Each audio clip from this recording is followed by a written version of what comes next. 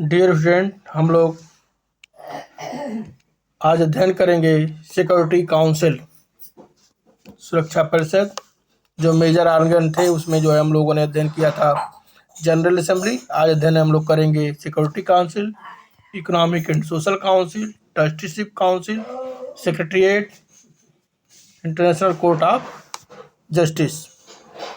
तो पहले हम लोग जो है अध्ययन करते हैं सिक्योरिटी काउंसिल, सुरक्षा परिषद। सुरक्षा परिषद जो है महासभा की तरह जो है सुरक्षा परिषद भी संयुक्त राष्ट्र का एक महत्वपूर्ण अंग है। और इसका अभ्युदय की बात हम लोग करें तो इसका प्रस्ताव सैन फ्रांसिस्को सम्मेलन की देन है। डम्बर्टन प्रस्तावों में से एक ऐसे कार्यपालिका अंग की स्थापना पर बल दिया गया था जिसकी सदस्यता भी सीमित हो और जिसे अंतर्राष्ट्रीय शांति और सुरक्षा, पीस एंड सिक्योरिटी का दायित्व भी सौंपा जा सके। इसी के परिणाम स्वरूप सैन फ्रांसिस्को सम्मेलन में सिक्योरिटी काउंसिल को जो है एक प्रमुख कार्यपालिका अंग के रूप में स्थापित करने का निर्णय लिया गया।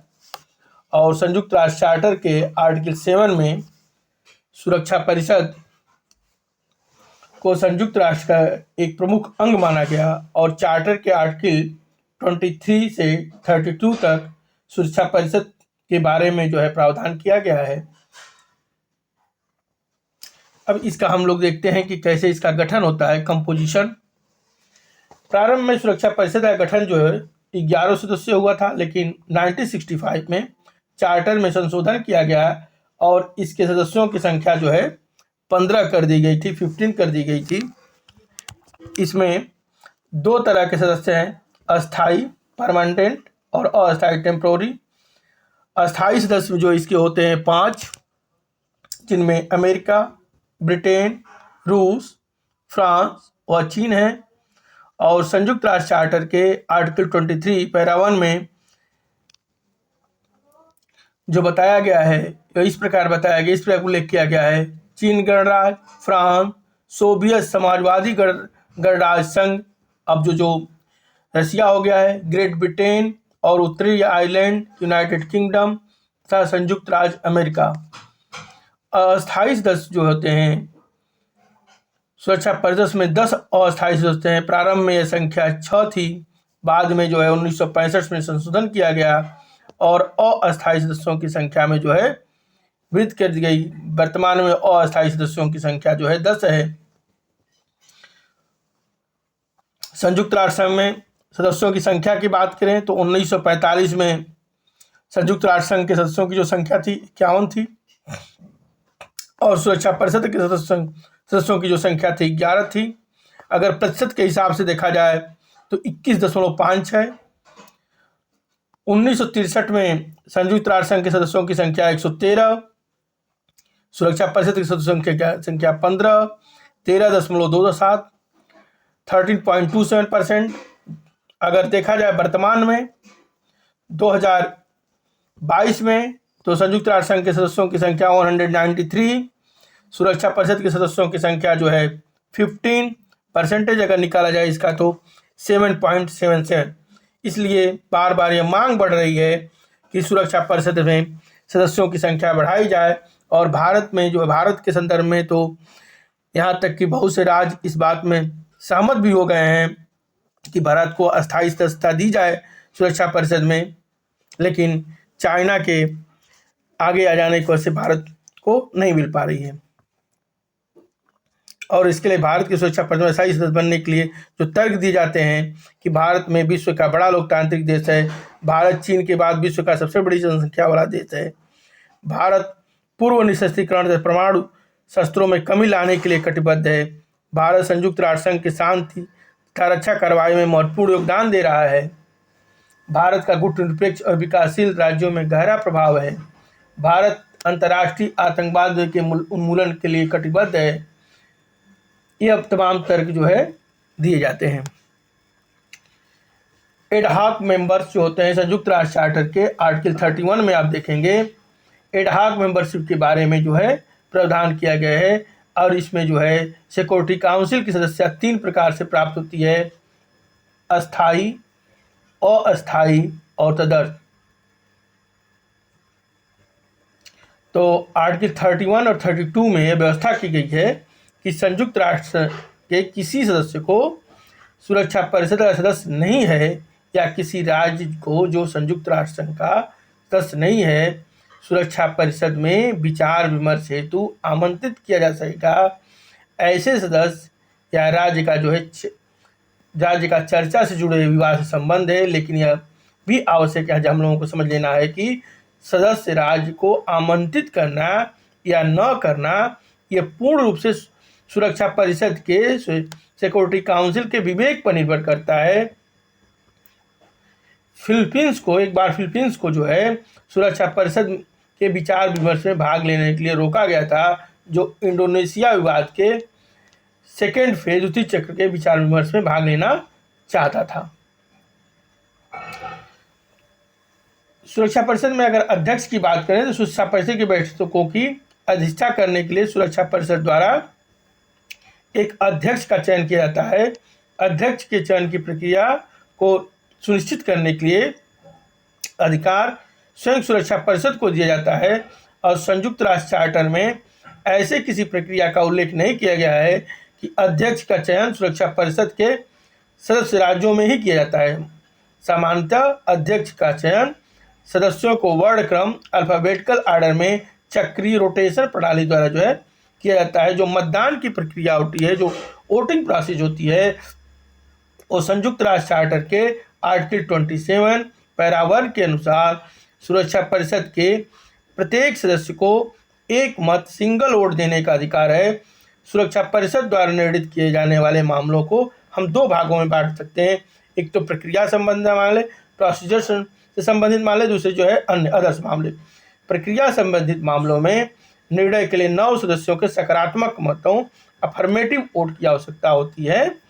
साथ ही महत्वपूर्ण मामले में इन 9 मतों में से अस्थायी सदस्यों, जो परमानेंट 5 सदस्य हैं, उनका सकारात्मक मत अनिवार्य होता है। यदि अस्थायी सदस्यों में से कोई एक सदस्य भी नकारात्मक मत देता है तो सुरक्षा परिषद द्वारा ऐसे मामले में कोई निर्णय नहीं लिया जा सकेगा। इसी को कहते हैं निषेधाधिकार की शक्ति या वीटो पावर कहा जाता है।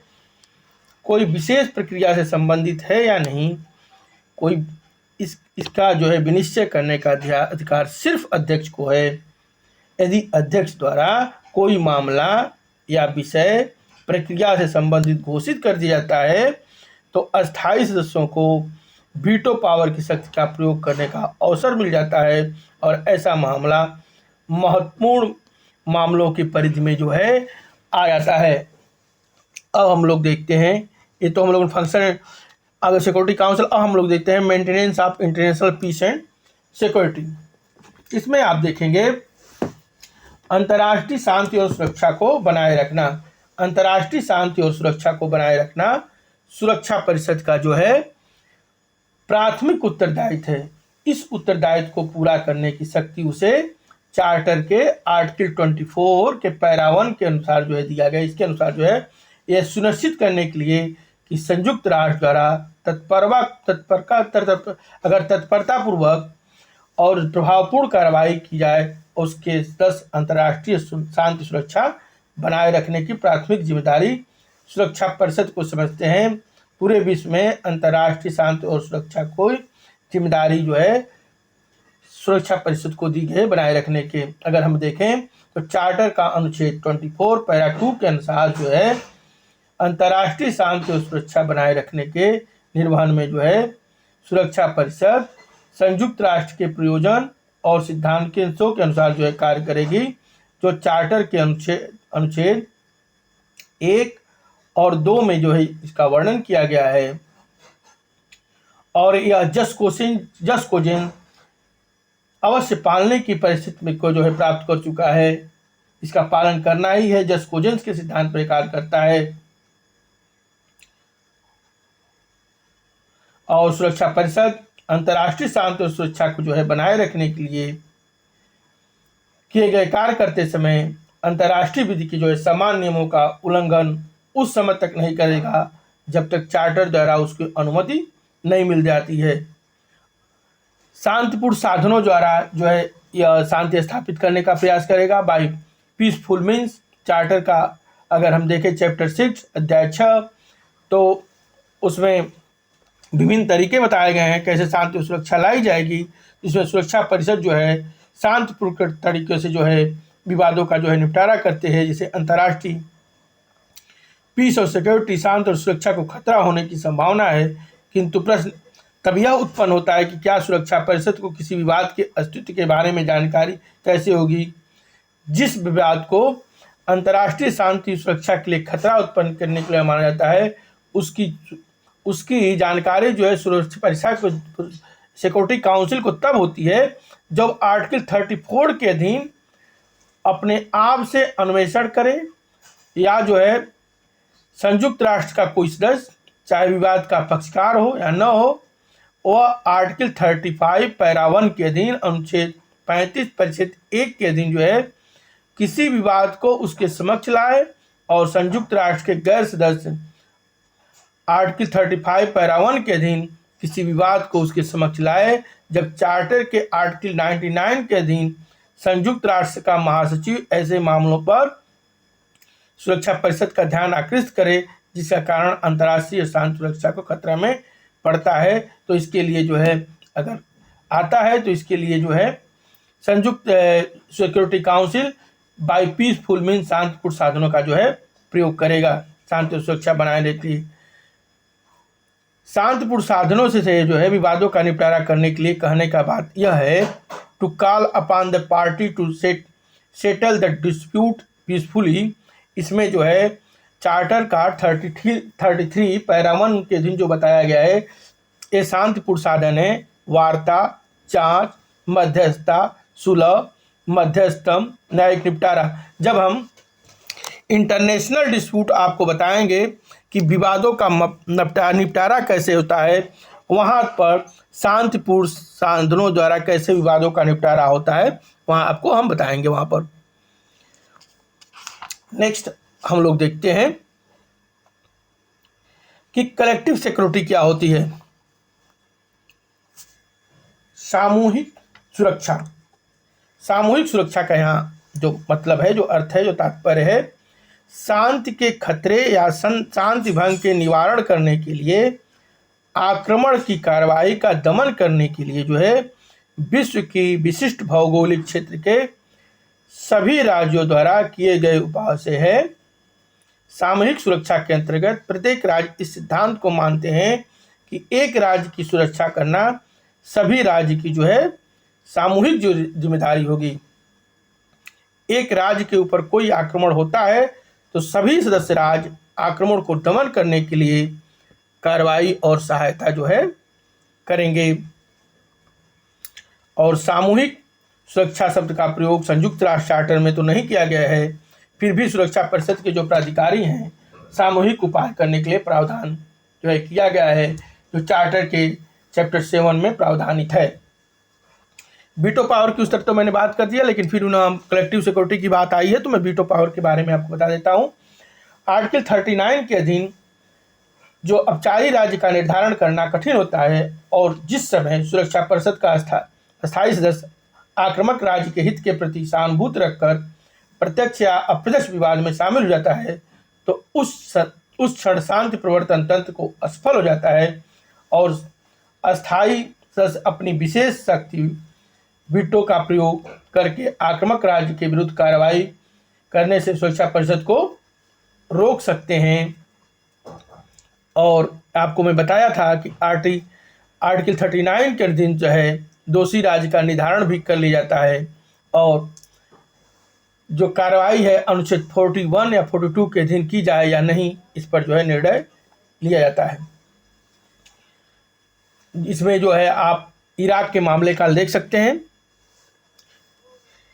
कुछ जो है स्पेशल एग्रीमेंट भी होते हैं, सदस्य राज्यों के माध्यम से संयुक्त राष्ट्र को कोई बल तो नहीं प्राप्त होता, लेकिन 1945 में आप देखेंगे किसी अस्थायी संयुक्त राष्ट्र बल का गठन प्रमुख रूप से इस कारण नहीं किया जा सका क्योंकि संयुक्त राष्ट्र सशस्त्र बल यूनाइटेड नेशन आर्म फोर्स के आकार, उनकी अवस्थिति, युक्तियुक्त समर्थन या अन्य मामलों में सोवियत संघ द्वारा संयुक्त राज्य के बीच आधारभूत असहमत रही। यह असहमति जो है आर्टिकल 43 के अधीन किसी करार के निर्माण को असंभव बना दिया था। सुरक्षा परिषद कभी कभी आर्टिकल 42 के अधीन कार्रवाई करने के लिए जो है निर्णय लेती है।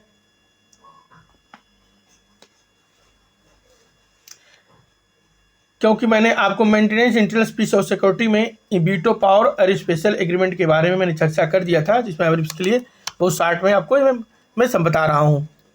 हम लोग अध्ययन जो करेंगे अब economic and social council.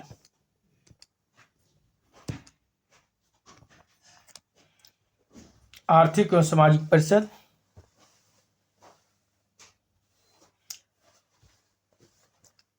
Composition, गठन। संयुक्त राष्ट्र चार्टर के आर्टिकल 1 में यह कहा गया है कि संयुक्त राष्ट्र संघ का मुख्य उद्देश्य है आर्थिक, सामाजिक, सांस्कृतिक एवं मानव कल्याण से संबंधित अंतर्राष्ट्रीय समस्याओं को हल करने के लिए अंतर्राष्ट्रीय सहयोग प्राप्त करना। मूल वंश, लिंग, भाषा या धर्म के आधार पर, रेस, रिलीजन, कास्ट, सेक्स के आधार पर जो है बिना भेदभाव के मानवाधिकारों और मूल स्वतंत्रताओं के प्रति सम्मान में अवृत करना तथा उसको प्रोत्साहित करना। संयुक्त राष्ट्र के उद्देशिका में भी यह स्पष्ट रूप से बताया गया है, कहा गया है, वर्णन है कि संयुक्त राष्ट्र के लोग सामाजिक उन्नति एवं जीवन स्तर में अवृद्धि के लिए जो है यह दृढ़ संकल्पित है। इन्हीं उद्देश्यों को पूरा करने के लिए जो है विभिन्न समस्याओं एवं संगठनों की स्थापना का प्रावधान जो है किया गया। इसी के तहत इकोनॉमिक और सोशल काउंसिल, जिसमें से एक है प्रमुख अंगों में से, इसके गठन की अगर हम बात करें तो संयुक्त राष्ट्र चार्टर के आर्टिकल 61 में आर्थिक एवं सामाजिक परिषद के गठन, कंपोजिशन के बारे में प्रावधान जो है किया गया है।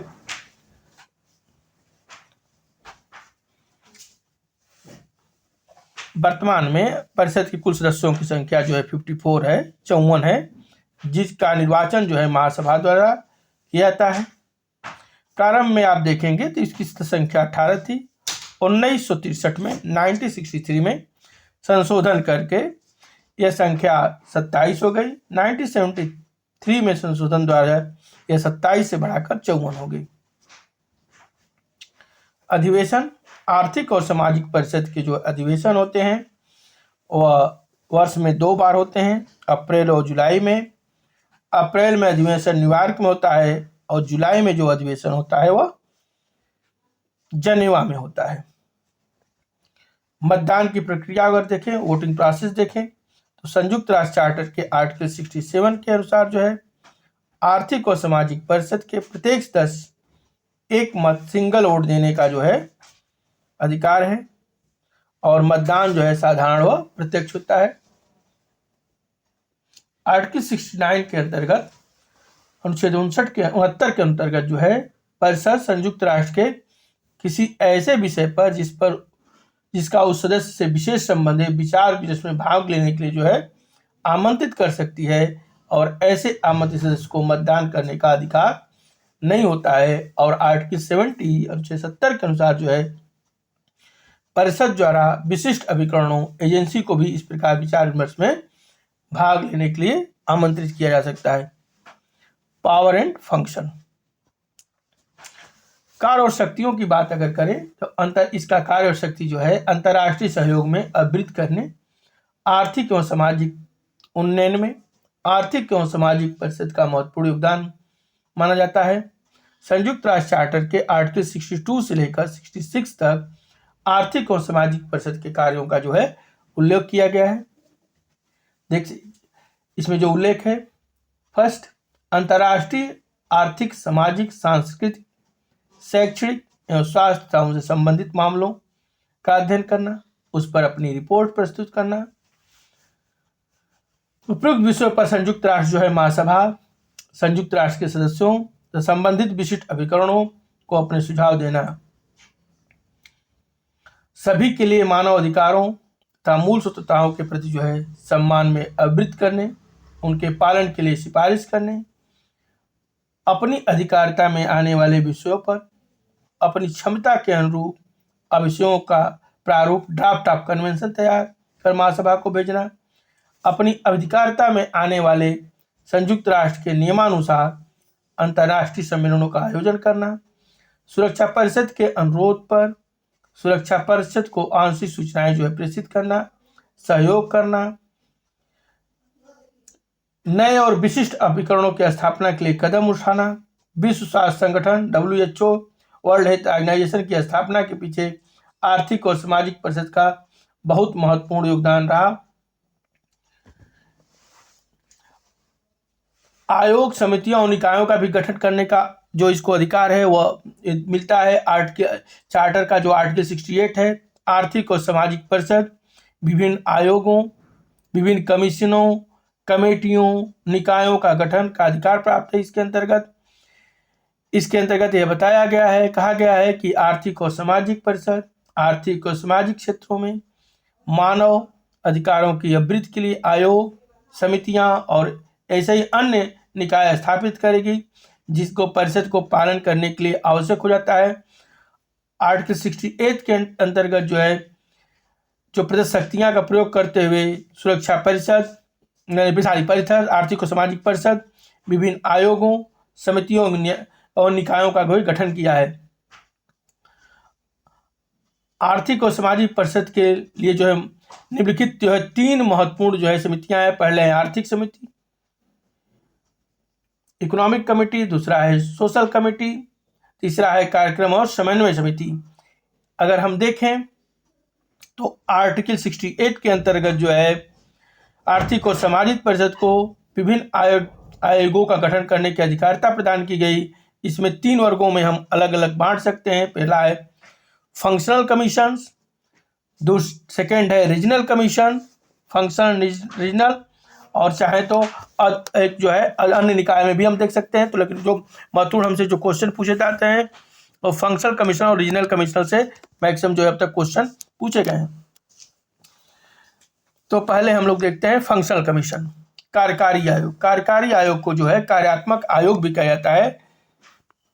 ऐसे मुख्य आयोग हैं जो किसको कार्यकारी आयोग जो है कहा जाता है। ह्यूमन राइट कमीशन, मानवाधिकार आयोग, कमीशन ऑन सोशल डेवलपमेंट, सामाजिक विकास आयोग, स्टैटिस्टिकल कमीशन, सांख्यिकी आयोग, कमीशन ऑन पॉपुलेशन, जनसंख्या आयोग, स्वापक मादक औषध आयोग, कमीशन ऑन नार्कोटिक ड्रग्स, विज्ञान एवं प्रौद्योगिकी आयोग, commission on science and technology, महिलाओं की परिस्थिति पर आयोग, commission on status of women, अंतर्राष्ट्रीय वस्तु व्यापार आयोग, commission on international community trade, अल्पसंख्यक विभेदीकरण निवारण तथा संरक्षण उप आयोग, सब commission on prevention of discrimination and protection of minority. इनके सदस्य विशेषज्ञ एक्सपर्ट व्यक्ति होते हैं। वे सर्वोत्तम तकनीकी परामर्श देते हैं और इनकी रिपोर्ट ही परिषद द्वारा आगे में कार्रवाई जो है की जाती है। इसी तरह हम देखते हैं रीजनल कमीशन, इसे क्षेत्रीय आयोग भी कहा जाता है। संयुक्त राष्ट्र चार्टर में क्षेत्रीय आयोगों का उल्लेख तो नहीं मिलता, यद्यपि परिषद द्वारा अपने कृत्यों के कुशलतापूर्वक निर्वहन के लिए महासभा की पहल पर प्रादेशिक आयोगों का गठन किया गया है। जैसे एग्जाम्पल के रूप में आप देख सकते हैं यूरोपीय आर्थिक आयोग, यह महासभा द्वारा जो है अपने प्रथम अधिवेशन में यूरोप के लिए एक आर्थिक आयोग के गठन हेतु अनुरोध किया गया था। उसी अनुरोध पर 28 मार्च 1947 को एक यूरोपीय आर्थिक आयोग इकोनॉमिक कमीशन फॉर यूरोप की स्थापना की गई। इसका मुख्यालय जेनेवा में है। एशिया तथा प्रशांत महासागर के लिए आर्थिक सामाजिक आयोग, एशिया तथा प्रशांत महासागर के लिए आर्थिक सामाजिक आयोग, इस आयोग की स्थापना 28 मार्च 1947 को की गई। इस आयोग का नाम एशिया तथा सुदूर पूर्व के लिए आर्थिक आयोग, economic commission for Asia and for east था। 1994 में इसका नया नाम आया एशिया तथा प्रशांत महासागर के लिए आर्थिक तथा सामाजिक आयोग, economic and social commission for Asia and Pacific रखा गया। नया नाम रखने का जो मुख्य उद्देश्य इसका था, भौगोलिक क्षेत्र को स्पष्ट करना। इसी तरह लैटिन अमेरिका तथा कैरिबियन के लिए आर्थिक आयोग, लैटिन अमेरिका के लिए 25 फरवरी 1968 को 25 फरवरी 1968 को एक आर्थिक आयोग की स्थापना की गई और 1983 में औपचारिक तौर पर इसे कैरिबियन शब्द और सम्मिलित कर दिया गया। लैटिन अमेरिका तथा कैरिबियन के लिए आर्थिक आयोग है economic commission for Latin America and the Caribbean के नाम से भी जो इसको संबोधित किया जाता है, बताया जाता है। इसी तरह अफ्रीकी आर्थिक आयोग, अफ्रीकी इकोनॉमिक कमीशन फॉर अफ्रीका की इसकी भी स्थापना 9 अगस्त 1958 को 9 अगस्त 1958 को आर्थिक और सामाजिक परिषद द्वारा की गई और इसका मुख्यालय जो है अदीस अबाबा में स्थित है। इसके अपने कृत्यों का निर्वहन अफ्रीकी एकता संगठन के साथ कल मिलकर करता है। इसी तरह पश्चिमी एशिया के लिए आर्थिक आयोग, पश्चिमी एशिया के लिए आर्थिक आयोग economic commission for western Asia की स्थापना 1973 में 1973 में की गई। अब अदर निकाय की अगर बात करें, अन्य निकायों की बात करें तो आर्थिक और सामाजिक विकास तथा उन्नति के लिए परिषद द्वारा जो है समय समय पर जो है अन्य निकायों की भी स्थापना की गई। संयुक्त राष्ट्र विकास कार्यक्रम, शरणार्थियों के लिए संयुक्त राष्ट्र उच्चायोग, स्वापक औषधियों के लिए अस्थायी केंद्रीय बोर्ड। इसके अलावा समय समय पर विभिन्न सम्मेलन, योजनाएं जो है कार्यक्रम, निधियां स्थापित की गई, जिसमें मुख्य प्रमुख स्थान है व्यापार एवं विकास हेतु संयुक्त राष्ट्र सम्मेलन, संयुक्त राष्ट्र विकास योजना, संयुक्त राष्ट्र विश्व खाद्य कार्यक्रम, संयुक्त राष्ट्र औद्योगिक विकास संस्था, संयुक्त राष्ट्र शिशु संकटकालीन कोष, शरणार्थियों के लिए संयुक्त राष्ट्र उच्चायुक्त। अगर हम कहें तो आर्थिक और सामाजिक परिषद आर्थिक और सामाजिक उत्थान के लिए सतत जो है प्रयासरत है और आर्थिक एवं सामाजिक परिषद को 21वीं सदी की परिषद बनाने का मानसिकता बनी है। इस संदर्भ में अगर हम कहें, मार्क्सियो बुत्रस-घाली के विचार बहुत ही महत्वपूर्ण है। उन्होंने कहा था, the economic and social council will become an active and important an organ as the security council and will become the council of the 21st century. अर्थात आर्थिक एवं सामाजिक परिषद सुरक्षा परिषद के समान सक्रिय तथा महत्वपूर्ण अंग हो जाएगा तथा यह 21वीं सदी का परिषद बन जाएगी। इसीलिए जो है जो 1994 में 1994 में विकास के लिए एजेंडा को निम्न बिंदुओं पर उद्धृत किया गया, बल दिया गया कि ये काम करेगा इस एजेंडे पर: शांति, पीस, आर्थिक विकास, इकोनॉमिक डेवलपमेंट, इन्वायरमेंटल प्रोटेक्शन, सामाजिक संरक्षण और सोशल जस्टिस और डेमोक्रेसी। यह एजेंडा का जो है वचन 1994 में दिया गया। अब हम लोग आते हैं नेक्स्ट, ट्रस्टीशिप काउंसिल, न्यायस्था परिषद क्या है? न्यायस्था परिषद को भी संयुक्त राष्ट्र का जो है एक अंग जो है कहा जा सकता है। इसके उद्भव के बीज जो है राष्ट्र संघ में ही अंकुरित हो गए थे, जब लीग ऑफ नेशन था। उपनिवेशों तथा परतंत्र राज्यों और राज्यों की स्थिति को सुधारने के लिए पहली बार राष्ट्र संघ द्वारा जो है प्रयास किए गए। अंतर्राष्ट्रीय संबंधों में आदेश प्रणाली, मैंडेट सिस्टम का श्रीगणेश किया गया। इसी आदेश प्रणाली को जो है संयुक्त राष्ट्र में न्यायस्था प्रणाली, ट्रस्टीशिप काउंसिल के रूप में जो है एडॉप्ट किया गया, अंग्रित किया गया। इसी कारण जो है कई बार न्यायस्था प्रणाली को आदेश प्रणाली का उत्तराधिकारी कहा जाता है। ध्यान दीजिएगा, न्यायस्था प्रणाली को आदेश प्रणाली का उत्तराधिकारी कहा जाता है। मैंडेट सिस्टम का उत्तराधिकारी है ट्रस्टीशिप ट्रस्टीशिप काउंसिल। इसके जो उद्देश्य हैं, संयुक्त राष्ट्र चार्टर के आर्टिकल 76 में न्यायिकता प्रणाली के उद्देश्यों का जो उल्लेख किया गया है, बताया गया है कि अंतर्राष्ट्रीय शांति और सुरक्षा में अभिवृद्धि करना, न्यास राज्य क्षेत्र के निवासियों को आर्थिक, सामाजिक, शैक्षणिक, राजनीतिक उन्नति का प्रयास करना, स्वशासन या स्वाधीनता के लिए उत्तरोत्तर विकास को कदम करना, मूल वंश, लिंग, भाषा या धर्म के आधार पर भेदभाव किए बिना सभी के लिए मानव अधिकारों, ह्यूमन राइट एवं मूलभूत स्वतंत्रताओं के प्रति सम्मान भाव में अभिवृद्धि करना, उससे प्रोत्साहन देना, विश्व के सभी व्यक्तियों को के अनुचित होने की मान्यता को अभिपुष्ट करना, संयुक्त राष्ट्र के सभी सदस्यों को उनके राष्ट्र के लिए आर्थिक, सामाजिक और वाणिज्यिक विषयों में समान व्यवहार करना और राष्ट्रों के लिए न्याय प्रशासन में भी समान व्यवहार को सुनिश्चित करना है। इसकी अगर हम करें न्यायिकता परिषद के गठन की बात करें, कंपोजिशन की बात करें, मैं बताना भूल गया हूँ यहाँ कंपोजिशन जो है, तो पहले कंपोजिशन की अगर हम लोग बात करें तो न्यायिकता परिषद का गठन जो होता है वह संयुक्त राष्ट्र के जिन सदस्यों से मिलकर होता है वह है न्याय राज्य क्षेत्रों का प्रशासन करने वाले सदस्य, सुरक्षा परिषद के ऐसे अस्थायी सदस्य जो न्याय राज्य क्षेत्रों का प्रशासन नहीं करते तथा 3 वर्ष की अवधि के लिए महासभा द्वारा निर्वाचित सदस्य।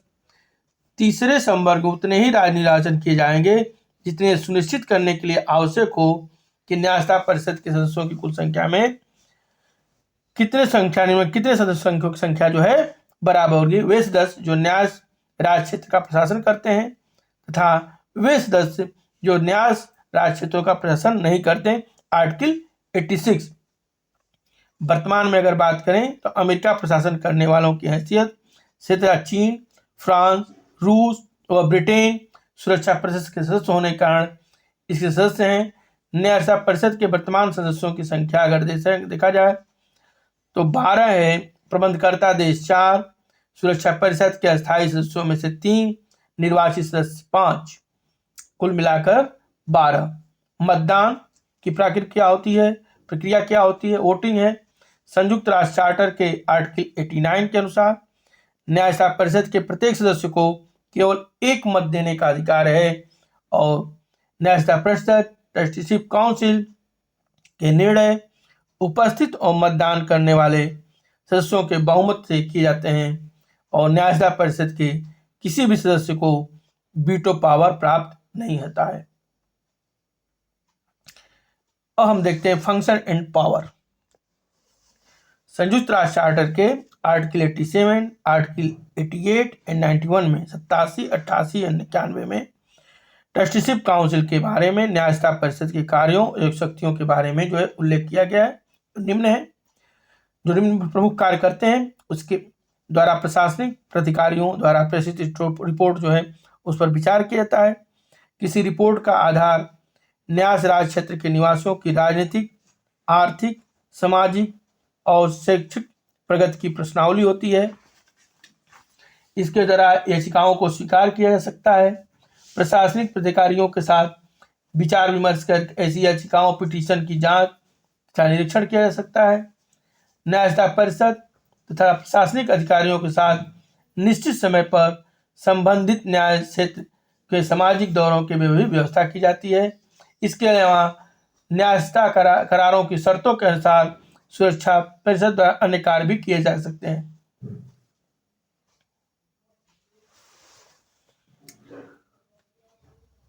न्यायिकता परिषद के कार्यों का समापन भी हम देख सकते हैं। न्यायिकता परिषद अपने लक्ष्यों को प्राप्त करने में सस्पर्श जो है सफल रहा। यही कारण है कि 10 नवंबर 1994 को सुरक्षा परिषद द्वारा निर्णय लिया गया कि न्यायिकता परिषद का कार्य पूर्ण हो जाने से अब उसे निरंतर रखना आवश्यक नहीं रह गया है।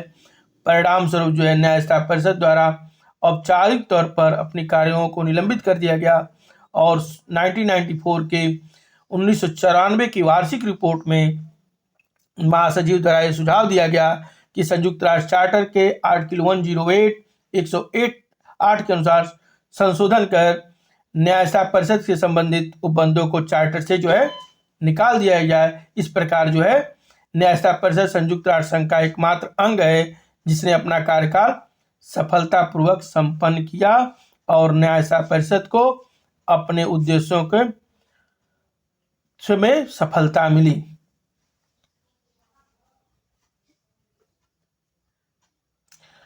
इसी तरह प्लेनो और रिग्स ने कहा था कि अपनी सफलताओं के कारण न्यायिकता परिषद को विलोपन का सामना करना पड़ रहा है। The trusteeship council is one of those are rare human institution which is threatened or extinction by its success. अब हम लोग अध्ययन करते हैं सेक्रेटरीट।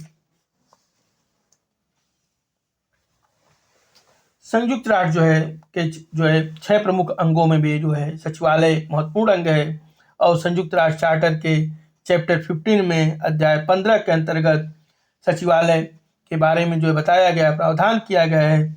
सचिवालय की अवधारणा की कोई नई अवधारणा नहीं है। वैसे सचिवालय सुव्यवस्थित गठन का से राष्ट्रसंघ को दिया जाता है क्योंकि राष्ट्रसंघ द्वारा ही अंतर्राष्ट्रीय सिविल सेवा का श्री गणेश जो किया गया।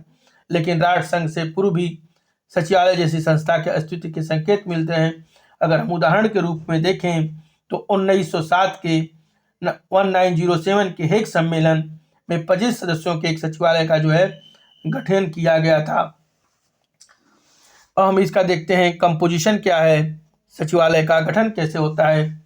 सचिवालय संयुक्त राष्ट्र का एक महत्वपूर्ण प्रशासनिक अंग है और संयुक्त राष्ट्र चार्टर के आर्टिकल 97 के अनुसार संयुक्त राष्ट्र का महासचिव सेक्रेटरी सचिवालय का मुख्य प्रशासनिक अधिकारी होगा। सचिवालय का अगर देखें कर्मचारी वृंद की तो सचिवालय के महासचिव के अलावा आवश्यकता अनुसार जो है अन्य कर्मचारी भी होते हैं। इन कर्मचारियों की नियुक्ति महासभा द्वारा बनाए गए नियमों के अनुसार महासचिव द्वारा की जाती है। कर्मचारियों की नियुक्ति का आधार जो मापदंड है कार्यकुशलता, कार्य क्षमता और ईमानदारी होता है। अगर चार्टर के आर्टिकल 101 में देखा जाए 101 में देखा जाए तो कर्मचारियों की नियुक्ति में अधिकाधिक भौगोलिक प्रतिनिधित्व पर जो है ध्यान दिया जाता है और दिया भी जाना चाहिए। आर्थिक और सामाजिक परिषद, न्यायिकता परिषद, संयुक्त राष्ट्र के अन्य अंगों के कर्मचारी भी सचिवालय के अंग माने जाते हैं। उप महासचिव के कार्यों में निरंतर अवृद्धि के कारण जो है यह महसूस किया जाने लगा कि उसकी सहायता के लिए एक उप महासचिव का पद भी सृजित किया जाए। तो 1977 में उप महासचिव का एक नया जो है पद सृजित किया गया और उप महासचिव सचिवालय का जो है एक अभिन्न अंग माना जाता है। इसी तरह आप देखेंगे महासचिव के power and function of the secretary general. महासचिव के कार्य जो है बहुत ही महत्वपूर्ण होते हैं। इस प्रकार के कार्य या कई प्रकार के कार्यों को संपादन करता है जिसको हम कई भागों में बांट सकते हैं, जैसे समान प्रशासन, तकनीकी कार्य, सचिवालय का संगठन, राजनयिक कार्य, वित्तीय कार्य, प्रतिनिधात्मक कार्य यह करता है। तो पहले हम देखते हैं इसका हम लोग प्रशासनिक कार्य। संयुक्त राष्ट्र चार्टर के आर्टिकल 97 के अनुसार महासचिव जो है संयुक्त राष्ट्र सचिवालय का प्रमुख प्रशासनिक अधिकारी चीफ एडमिनिस्ट्रेटिव ऑफिसर होता है। आर्टिकल 98 के अनुसार महासचिव महासभा, आर्थिक एवं सामाजिक परिषद तथा न्यायिकता परिषद की बैठकों में भाग लेता है तथा वे सारे कार्य करते हैं जो उसे संयुक्त राष्ट्र के इन अंगों को जो है सौंपा जाता है। महासचिव द्वारा ही संयुक्त राष्ट्र के कार्यों की वार्षिक रिपोर्ट जो है महासभा को दी जाती है। इसी रिपोर्ट पर बहस चर्चा के साथ महासभा का वार्षिक अधिवेशन जो है प्रारंभ होता है। सुरक्षा परिषद के सहमति से जो है महासभा को प्रत्येक सेशन में अंतर्राष्ट्रीय शांति या सुरक्षा संबंधित ऐसी मामलों की सूचना देता है जिस पर सुरक्षा परिषद द्वारा कार्रवाई की जा रही है। सुरक्षा परिषद द्वारा अंतर्राष्ट्रीय शांति एवं सुरक्षा को बनाए रखने से संबंधित मामलों में कार्रवाई बंद कर दी जाती है तथा महासचिव सेक्रेटरी द्वारा महासभा को इस आशय की सूचना दी जाती है कि यदि यह संभव हो तो महासभा का सत्र न चल रहा हो तो संयुक्त राष्ट्र के सदस्यों को ऐसी सूचना दी जा सकती है। आर्टिकल 99 के अंतर्गत महासचिव द्वारा सुरक्षा परिषद की बैठक बुलाने के अधिकार का प्रयोग किया जा सकता है या सुरक्षा परिषद अथवा महासभा के निर्देश पर वार्ता, सद्भाव एवं मध्यस्थता के कार्य में भी किए जा सकते हैं। तकनीकी कार्य भी इसके होते हैं। इनके संयुक्त राष्ट्र चार्टर में महासचिव के तकनीकी कार्यों का भी उल्लेख नहीं मिलता है, लेकिन भी इसके ऐसे कार्य कई कार्य जो है जो ये संपादित करता है, जो उसे महासभा, आर्थिक और सामाजिक परिषद, न्यायिकता परिषद, जस्टिस काउंसिल के द्वारा सौंपे जाते हैं। आर्टिकल 98 के इन कार्यों में तकनीकी कार्य भी सम्मिलित हैं। सभी प्रकार के प्रश्नों का अध्ययन, सर्वेक्षण, सर्वे, प्रतिवेदन, रिपोर्ट, महासचिव समय समय पर विभिन्न बैठकों में इन तकनीकी प्रश्नों के उत्तर और सुझाव दिए जाते हैं। चीफ एडमिनिस्ट्रेटिव ऑफिसर जो है महासचिव सचिवालय का प्रभाव प्रशासनिक अधिकारी चीफ एडमिनिस्ट्रेटिव ऑफिसर होता है। यही कारण है कि सचिवालय का संपूर्ण प्रशासनिक दायित्व महासचिव पर होता है। सचिवालय के कर्मचारियों की नियुक्ति महासचिव द्वारा ही की जाती है। राजनीतिक कार्य, महासचिव के राजनीतिक कार्यों को राजनीतिक कार्य भी कहा जाता है। संयुक्त राष्ट्र चार्टर के आर्टिकल 99 में 1999 में महासचिव के राजनीतिक कार्यों का जो है उल्लेख है। महासचिव द्वारा सुरक्षा परिषद का ध्यान ऐसे विषयों की ओर आकृष्ट किया जाता है जिनमें उसकी राय में अंतर्राष्ट्रीय शांति व सुरक्षा को संकट उत्पन्न हो सकता है तथा महासचिव को अनेक विषयों पर जांच करने तथा अनौपचारिक राजनीतिक कार्रवाई करने का भी अधिकार है। फाइनेंशियल फंक्शन जो होता है वित्तीय कार्य, संयुक्त राष्ट्र पर आर्थिक संकट को देखते हुए महासचिव को अपने वित्तीय कार्यों पर अधिक ध्यान देना पड़ता है। महासचिव के वित्तीय कार्य अत्यंत जो है महत्वपूर्ण होते हैं। संयुक्त राष्ट्र का बजट तैयार करवाया जाता है, सदस्य राज्यों से अनुदान का संग्रहण किया जाता है, व्यय पर नियंत्रण रखा जाता है। प्रतिनिधित्व कार्य, रिप्रेजेंटेटिव वर्क जो इनके फंक्शन जो होते हैं, महासचिव को संयुक्त राष्ट्र का प्रतिनिधि माना जाता है, रिप्रेजेंटेटिव माना जाता है और संयुक्त राष्ट्र के औपचारिक प्रवक्ता के रूप में संयुक्त राष्ट्र का प्रतिनिधित्व करता है और संयुक्त राष्ट्र के सदस्य जो है राज्यों, गैर सदस्य राज्यों तथा अन्य विशिष्ट अभिकरणों के साथ वार्ता, विचार विमर्श और समझौते आदि में उसके संयुक्त राष्ट्र का प्रतिनिधित्व जो है वह करता है। यह अंतर्राष्ट्रीय न्यायालयों से संबंधित भी कार्य करता है। अंतर्राष्ट्रीय न्यायालय स्वयं संयुक्त राष्ट्र का एक प्रमुख अंग है और चार्टर के अनुसार अपने कार्यों का जो है संपादन करते हैं। और लेकिन यह कार्य महासचिव के माध्यम से किए जाते हैं। न्यायाधीशों के निर्वाचन में उसकी महत्वपूर्ण भूमिका होती है। राष्ट्रीय समूह से नाम निर्देशन हेतु अनुरोध करता है। ऐसे नाम निर्देशकों की सूची तैयार कर उसे महासभा एवं सुरक्षा परिषद को भेजता है। किसी न्यायाधीश द्वारा त्यागपत्र दिए जाने पर उसकी सूचना महासचिव को दी जाती है और ऐसी सूचना के साथ ही न्यायाधीश का पद रिक्त माना जाता है। रिक्त पद पर नए न्यायाधीश की नियुक्ति की व्यवस्था करता है।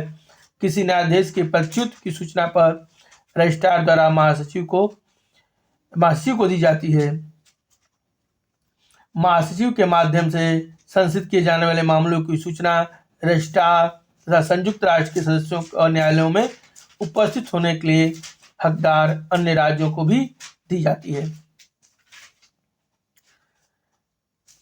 इसको पूरे अध्ययन करने के बाद यह बहुत महत्वपूर्ण बात एक हम लोग लिख सकते हैं, बता सकते हैं कि संयुक्त राष्ट्र के महासचिव के कार्यों में न केवल निरंतर वृद्धि हो रही है अपितु उनका महत्व भी जो है बढ़ रहा है। महासचिव ने अपने कार्यकाल में अनेक अद्वितीय कार्य करते हैं। डॉक्टर नागेंद्र सिंह के अनुसार संयुक्त राष्ट्र प्रणाली में शांति स्थापित करने की दिशा में महासचिव का पद अद्वितीय स्थान बना है तथा संयुक्त राष्ट्र में उसका महत्व प्रतिष्ठा बढ़ी है। अब इंटरनेशनल कोर्ट ऑफ जस्टिस, न्याय का अंतर्राष्ट्रीय न्यायालय। न्याय का अंतर्राष्ट्रीय न्यायालय संयुक्त राष्ट्र का जो है एक महत्वपूर्ण अंग है और संयुक्त राष्ट्र संघ का उद्देश्य इसकी स्थापना की परिणति है।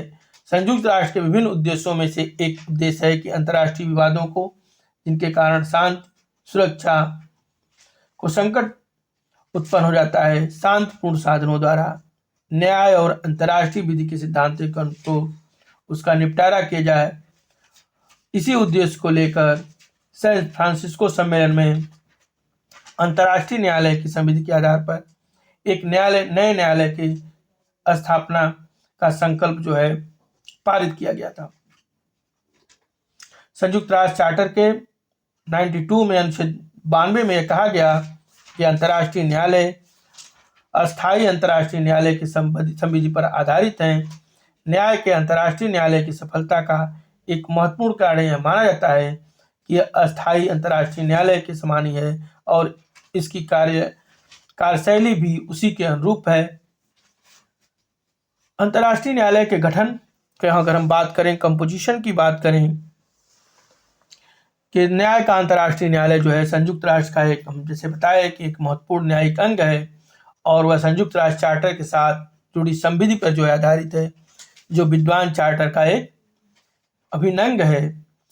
इसके संविधि में अगर देखा जाए, इंस्टीट्यूट में देखा जाए तो इसके आर्टिकल 3 पैरा 1 में यह बताया गया है कि अंतर्राष्ट्रीय न्यायालय का गठन 15 न्यायाधीशों से होगा, 15 न्यायाधीश में होंगे। अर्थात हम कह सकते हैं अंतर्राष्ट्रीय न्यायालय के वर्तमान में 15 न्यायाधीश हैं। न्यायाधीशों का निर्वाचन महासभा और सुरक्षा परिषद द्वारा किया जाता है। निर्वाचन जो इनका होता है बहुमत के आधार पर चुने जाते, इलेक्टेड होते हैं और एक ही राष्ट्रीय न्यायाधीश हो सकता है, एक से अधिक नहीं। न्यायाधीशों की जो नियुक्ति होती है वो 9 वर्षों के लिए की जाती है। न्यायाधीश का पुनर्निर्वाचन के पात्र हैं, अर्थात 9 वर्ष की अवधि के समाप्त हो जाने के पश्चात उसी व्यक्ति को जो है पुनः न्यायाधीश निर्वाचित किया जा सकता है। न्यायाधीशों की नियुक्ति के संबंध में अब यह प्रथा बन गई है कि 5 न्यायाधीश सुरक्षा परिषद के अस्थायी सदस्यों के देश के होते हैं। फिर न्यायालय का गठन इस प्रकार किया जाता है कि उसमें लैटिन अमेरिका, यूरोप, अफ्रीका तथा एशिया का प्रतिनिधि जो है बना रहे। आर्टिकल 31 यानी अनुच्छेद 13 पैरा 1 में परिच्छेद 1 में बताया गया कि अंतर्राष्ट्रीय न्यायालय के 5 न्यायाधीश प्रत्येक 3 वर्ष में जो है पदयुक्त हो जाते हैं यदि वे पुनः निर्वाचन के जो है पात्र होते हैं। न्याय के अंतर्राष्ट्रीय न्यायालय के न्यायाधीश जो स्वतंत्र और निष्पक्ष रहने की अपेक्षा की जाती है। आर्टिकल 20 के अनुसार जो देखा जाए, अनुच्छेद 20 के अनुसार तो अपना पदभार ग्रहण करने से पूर्व न्यायाधीश को खुले न्यायालय में इस आशय की सत्य निष्ठा की घोषणा करनी होती है कि वो अपनी शक्तियों का प्रयोग एवं कर्तव्यों का निर्वहन निष्पक्ष भाव और शुद्ध अंतःकरण से करेंगे। न्यायाधीशों के पद पर नियुक्त के लिए व्यक्ति का उच्च नैतिक चरित्र, उच्चतम न्यायिक पद धारण करने की क्षमता एवं सक्षम विधिवेता होना जो है अपेक्षित है। और आर्टिकल 20 अनुच्छेद 20 में यह भी बताया गया है कि न्यायाधीश अपना कार्य और ग्रहण करने से पूर्व खुले न्यायालय के साथ सत्य निष्ठा से घोषणा करेंगे, अर्थात शपथ लेंगे कि अपनी शक्तियों का प्रयोग निष्पक्ष भाव से और शुद्ध अंतःकरण से करेंगे। न्यायाधीश से भी अपेक्षा की जाती है कि जब तक वे पद पर रहें राजनीतिक प्रशासनिक कार्य नहीं करें, किसी प्रकार की अन्य वृत्ति, प्रोफेशन, व्यवसाय या उपजीविका को स्वीकार नहीं करें, किसी मामले में अभिकर्ता, परामर्शी या अधिवक्ता के रूप में कार्य नहीं करें, ऐसे मामले के निर्णय में सम्मिलित न रहें जिसमें उन्हें अभिकर्ता या परामर्शी अधिवक्ता के रूप में कार्य किया है। आर्टिकल 25 पैरा 3 में बताया गया है कि न्यायाधीशों की कोरम गणपूर्ति के लिए 9 न्यायाधीशों की उपस्थिति आवश्यक है। यदि किसी न्यायाधीश द्वारा त्यागपत्र दे दिया जाता है तो उसके स्थान पर उसी राज्य का दूसरा सदस्य शेष अवधि के लिए न्यायाधीश के पद पर जो है नियुक्त किया जाता है। इसके एक अच्छा उदाहरण जो है ब्रिटेन के न्यायाधीश सर रॉबर्ट जेनिंग्स का है, जिनका कार्यकाल जो है सन 2020 तक था, लेकिन उनके द्वारा सन 1995 में ही त्यागपत्र दे दिया गया। उनके स्थान पर ब्रिटेन को ही रोसाइलिन हिंगिस के नियुक्त की, जो अंतर्राष्ट्रीय न्यायालय की पहली महिला थी, न्यायाधीश थी। अब आप देखेंगे इसमें ये जो अध्यक्ष या उपाध्यक्ष हैं उनको आप देखेंगे आर्टिकल 21 अनुच्छेद 21 के न्यायालय के अध्यक्ष उपाध्यक्ष की नियुक्ति निर्वाचन के बारे में जो इसमें प्रावधान किया गया है। अनुच्छेद 21 में न्यायालय द्वारा 3 वर्ष की अवधि के लिए अपने अध्यक्ष या उपाध्यक्ष का निर्वाचन किया जाता है और पुनः उन्हें जो है निर्वाचन का जो है निर्वाचित होने के जो पात्र हो जाते हैं। इसी तरह आप देखेंगे जुरिडिक्शन ऑफ द कोर्ट, न्यायालय की अधिकारिता क्या है। न्याय के अंतर्राष्ट्रीय न्यायालय की अधिकारिता जुरिडिक्शन एक महत्वपूर्ण विषय है। अध्ययन के दृष्टि से इसका अपना अलग ही स्थान है। अगर हम बात करें अधिकारिता से, यहाँ अभिप्राय जुरिडिक्शन से यहाँ अभिप्राय है न्यायालय की उस शक्ति से है जिससे वह किसी मामले में बंधनकारी निर्णय देता है। अंतर्राष्ट्रीय न्यायालय को यह शक्ति जो है राज्यों की सहमति से प्राप्त होती है। संयुक्त राष्ट्र का चार्टर तथा अंतर्राष्ट्रीय विधि का कोई भी नियम राज्यों को अपने विवाद न्यायालय के समक्ष लाने के लिए विवश नहीं करते। अंतर्राष्ट्रीय न्यायालय एक विश्व न्यायालय है, सभी राज्यों के लिए यह खुला हुआ है। यह बात अलग है कि केवल राज्य ही द्वारा ही अंतर्राष्ट्रीय न्यायालय के समक्ष कोई मामला जो है लाया जा सकता है। इसकी अधिकारिता की हम अगर बात करते हैं तो पहले विवादास्पद जो अधिकारिता है, कॉन्टेंटियस जो जुरिडिक्शन है, न्याय के अंतर्राष्ट्रीय न्यायालय की यह प्रथम अधिकारिता है। और विवादास्पद अधिकारिता कॉन्टेंटियस जुरिडिक्शन से प्रतिरोधात्मक अधिकारिता भी इसको हम कहते हैं, विवादास्पद अधिकारिता को। इसके अंतर्गत जो है इस अधिकारिता के अंतर्गत जो है ऐसे मामले आते हैं जो राज्यों के सम्मत से न्यायालय के समक्ष जो है लाए जाते हैं। राज्यों के कंसेंट पर राज्यों की सम्मत से इस अधिकारिता का आधार है किसी भी राज्य की उसकी इच्छा के विरुद्ध न्यायालय की अधिकारिता को स्वीकार करने के लिए जो है विवश नहीं किया जा सकता। यानी दोनों अगर राज्य सहमत होंगे तभी जो है इस पर उनकी अधिकारिता में न्यायालय की अधिकारिता में आएंगे, नहीं तो नहीं आएंगे। अब से आता है वॉलंटरी जुरिडिक्शन, स्वैच्छिक अधिकारिता। अंतर्राष्ट्रीय न्यायालय की संविधि के आर्टिकल 36(1) में आप देखेंगे कि स्वैच्छिक अधिकारिता वॉलंटरी जुरिडिक्शन ऐसे मामले आते हैं जो बाद के पक्षकारों द्वारा न्यायालय को सौंपे जाते हैं।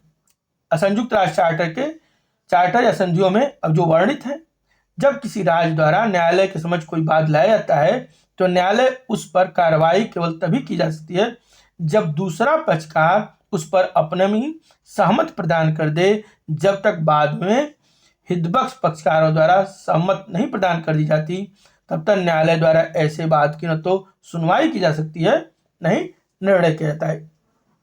एक आता है एड हॉक जुडिक्शन, तदर्थ अधिकारिता क्या होती है। जब विवादी पक्षकार कोई मामला न्याय निर्णय हेतु जो है न्यायालय को सौंपे जाते हैं तो ऐसी अधिकारिता को एड हॉक जुडिक्शन, तदर्थ अधिकारिता। ऐसे मामले में पक्षकारों द्वारा अपनी सम्मति जो है विवाद उत्पन्न होने के पश्चात किसी विशेष करार स्पेशल एग्रीमेंट द्वारा की जाती है। आर्टिकल 36 पैरा 3 के अनुसार ऐसी सम्मति सुरक्षा परिषद की सिफारिश पर भी दी जा सकती है। ऐसा कार्फू चैनल के मामले में आप देख सकते हैं। जो कार्फू चैनल का मामला है सुरक्षा परिषद की सिफारिश पर सौंपे गए मामले का एक अच्छा उदाहरण है। अनिवार्य अधिकारिता, न्याय के अंतर्राष्ट्रीय कंपल्सरी जुडिक्शन जिसको हम कहते हैं, न्याय के अंतर्राष्ट्रीय न्यायालय की संविधि के अनुच्छेद आर्टिकल 6 पैरा 2 में 36(2) के अनुसार संविधि के पक्षकार राज्य किसी भी समय घोषणा द्वारा बिना किसी विशेष समझौते द्वारा एक घोषणा कर सकते हैं कि किसी दूसरे राज्य के प्रति जो समान उत्तरदायित्व बाध्यता है वह स्वीकार करता है। इस संबंध में कुछ विधिक विवादों में न्यायालय की अधिकारिता को जो स्वीकार किसी संधि की अर्थायन में, अंतर्राष्ट्रीय विधि के किसी प्रश्न में, अंतर्राष्ट्रीय बाध्यता के भंग करने वाले किसी तथ्य के अस्तित्व में, ऐसे भंग से कारी क्षतिपूर्ति की मात्रा या प्रकृति के संबंध में, ऐसी अधिकारिता को हम ऑप्शनल जुरिडिक्शन ऐच्छिक अधिकारिता का नाम से भी संबोधित किया जाता है। इसके अंतर्गत 3 प्रकार की अधिकारिता आती है। जब पक्षकार किसी मामले को न्यायालय को सौंपने को तैयार होते हैं, जब पक्षकार न्यायालय को अनिवार्य अधिकारिता प्रदान करते हैं, जब पक्षकार ऐसी कोई संधि करते हैं जिसमें यह प्रावधान रखा जाता है कि संधि के उपबंधों के संबंध में किसी प्रकार का विवाद उत्पन्न होने पर अंतर्राष्ट्रीय न्यायालय द्वारा उसका निर्वचन किया जाएगा और ऐसे निर्वचन पक्षकारों को जो है मान्य होंगे। आर्टिकल 37।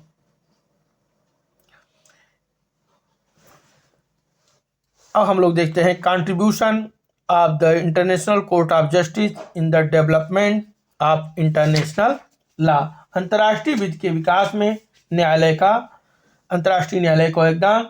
संयुक्त राष्ट्र चार्टर के जो प्रस्तावना में यह कहा गया है कि अंतर्राष्ट्रीय विधि का विकास करना संयुक्त राष्ट्र का एक अहम कार्य है और इस काल की सफलता पूर्वक क्रियान्वित में न्यास के अंतर्राष्ट्रीय न्यायालय का महत्वपूर्ण योगदान है। अंतर्राष्ट्रीय न्यायालय ने अपने आप को संयुक्त राष्ट्र का जो है एक प्रमुख अंग मानते हुए अंतर्राष्ट्रीय विधि के विकास में महत्वपूर्ण भूमिका निभाई है। अंतर्राष्ट्रीय विधि के विकास में न्यायालय की महत्वपूर्ण योगदान रहा है। जब किसी विषय पर कोई संधि या विषय नहीं होता है तब ऐसे विषय पर निर्णय देने में न्यायालय द्वारा विधि के उन सिद्धांतों की सहायता ली जाती है जो सभ्य राष्ट्रों द्वारा स्वीकार किए गए। इसे अंतर्राष्ट्रीय विधि का विकास होता है। अंतर्राष्ट्रीय न्यायालय द्वारा विधि के अस्पष्ट नियमों की जो है व्याख्या की जाती है, जो उन्हें स्पष्ट किया जाता है। अंतर्राष्ट्रीय विधि में पूर्ण निर्णय के सिद्धांत डॉक्ट्रिन ऑफ प्रेसिडेंट को मान्यता नहीं दी गई है, क्योंकि न्यायालय के निर्णय केवल बाद के पक्षकारों उसी बात पर आबद्धकर होते हैं। न्यायालय द्वारा अपने पूर्ण निर्णयों के पूर्णतया उपेक्षा नहीं की जाती है। वस्तु पूर्ण निर्णयों से न्यायालय के भावी दृष्टिकोण का जो भी संकेत मिलता है, इस निर्णय को अंतर्राष्ट्रीय विधि का एक महत्वपूर्ण स्रोत माना जाता है तथा उसे क्रमिक विकास में अत्यंत जो है सहायक होता है। न्याय के अंतर्राष्ट्रीय न्यायालय ने ऐसे अनेक महत्वपूर्ण निर्णय जिन्हें अंतर्राष्ट्रीय विधि का पर्याप्त विकास हुआ, जैसे एंग्लो नॉर्वेजियन फिशरीज का मामला। इस मामले में न्यायालय द्वारा यह भी निर्धारित किया गया कि न्यायालय अपने पूर्ण निर्णयों अथवा प्रयुक्तियों प्रेसिडेंट्स से बाद हुए बिना अंतर्राष्ट्रीय विधि का विकास करने के लिए स्वतंत्र हैं। कारफू चैनल माना। इस मामले में न्यायालय द्वारा विदेशी प्रदेश आत्मरक्षा के अधिकार, हस्तक्षेप, सामुद्रिक पेटी से निर्दोष मार्ग आज से संबंधित जो है अंतर्राष्ट्रीय विधि को स्पष्ट करते हुए इसे क्रमिक विकास में महत्वपूर्ण योगदान किया। भारतीय क्षेत्र से होकर जाने के अधिकार का मामला। इस मामले अंतर्राष्ट्रीय न्यायालय द्वारा प्रथा से संबंधित यह नियम प्रतिपादित किया गया कि यदि 2 राज्य अभ्यास में किसी व्यवहार को दीर्घकाल तक निरंतर करते हैं तो प्रथा का स्थान जो है ले लेता है। एसाइलम मामला। इस मामले में जो है अंतर्राष्ट्रीय न्यायालय द्वारा आश्रय संबंधी विधि को जो है स्पष्ट किया गया। फिशरी जुडिक्शन का केस जो है फिशरी जुडिक्शन का मामला। इस मामले में न्यायालय द्वारा मत्स्य क्षेत्राधिकार की स्थापना तथा अधिमानी अधिकार प्रेफरेंशियल राइट से संबंधित अंतर्राष्ट्रीय विधि को जो है स्पष्ट किया गया। महाद्वीपीय समुद्र तल से संबंधित बात। इस मामले में न्यायालय द्वारा उन परिस्थितियों का उल्लेख किया गया जिनका साम्यपूर्ण परिसीमन में ध्यान रखना अपेक्षित है।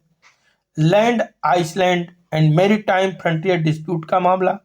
इस मामले में न्यायालय ने द्वारा जो है न्यायालय की संविधि के आर्टिकल 62 का इंटरप्रिटेशन किया गया। निर्वचन करते हुए हस्तक्षेप विषयक मामलों में न्यायालय की शक्ति को जो है स्पष्ट किया गया। ली ग्रैंड का लैंड का मामला। इस मामले में न्याय के अंतर्राष्ट्रीय न्यायालय द्वारा जो है अपने देश के नागरिकों को रक्षा करने हेतु वाणिज्यिक दूत के अधिकारों की जो है विवेचना की गई। इसी के साथ जो है हम लोगों का इंटरनेशनल कोर्ट ऑफ जस्टिस समाप्त हुआ। अब हम लोग नेक्स्ट लेक्चर में देखेंगे सेटलमेंट ऑफ इंटरनेशनल डिस्प्यूट।